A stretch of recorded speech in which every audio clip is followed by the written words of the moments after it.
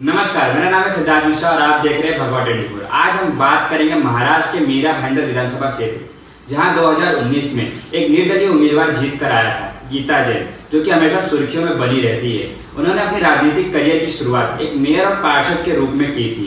उन्होंने अपना सफर भारतीय जनता पार्टी द्वारा शुरू किया था। बाद में उन्होंने शिवसेना का दामन थाम लिया।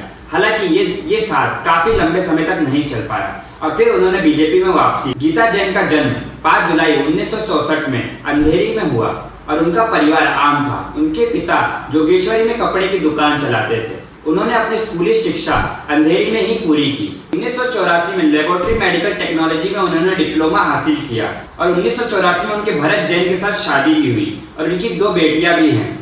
गीता जैन की राजनीतिक सफर भारतीय जनता पार्टी द्वारा शुरू हुआ।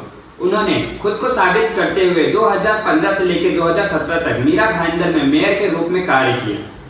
हालांकि उन्होंने 2017 में भारतीय जनता पार्टी का दामन छोड़ दिया और उन्होंने 2019 में एक निर्दलीय उम्मीदवार के तौर पर मीरा भाईंदर में अपना पर्चा भरा और उन्होंने अच्छी खासी मात्रा में जीत भी हासिल की।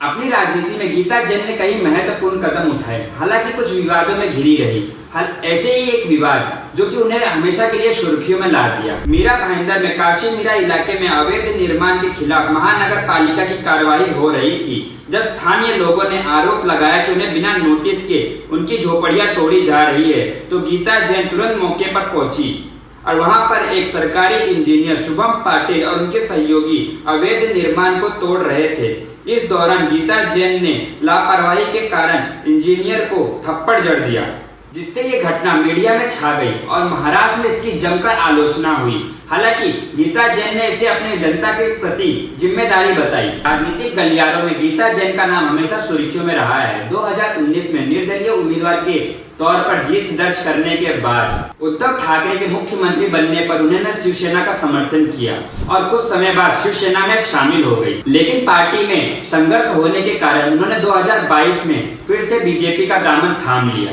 और विवाद तब सामने आया जब गीता जैन के फोटोग्राफर हर्ष शाह ने फेसबुक पेज पर मीरा भाईंदर पर बीजेपी के पूर्व विधायक नरेंद्र मेहता के खिलाफ आपत्तिजनक पोस्ट डाली। मेहता की शिकायत के बाद शिकायत दर्ज किया गया। इस कार्रवाई को गीता जैन ने बदले की भावनाओं से की गई साजिश बताया और नवघर पुलिस स्टेशन के सामने धरना दिया। एक हमारे साथ कार्यकर्ता है, उनको तरुण शर्मा जाके धमका के आया है घर पे, उसकी बीवी को धमका के आया है।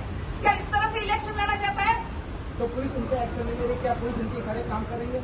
बिल्कुल उनके इशारे पे काम कर रही है। हमको यहाँ न्याय नहीं मिल रहा है, हमको इस तरह से यहाँ बैठना पड़ रहा है, हमारे प्रोग्राम कैंसिल करके हमको इस तरह से यहाँ बैठना पड़ रहा है, तो न्याय का। उन्होंने आरोप लगाया कि उनके कर्मचारियों को गलत तरीके से हिरासत में लिया और उनके कार्यकर्ताओं को झूठे मामलों में फंसाने की कोशिश की गई। गीता जैन का राजनीतिक सफर जितना संघर्षपूर्ण रहा है, उतना विवादपूर्ण भी रहा है। आप क्या चाहते हैं, मीरा भाईंदर में इस बार कौन आए? इसका जवाब हमें कमेंट में जरूर बताएं।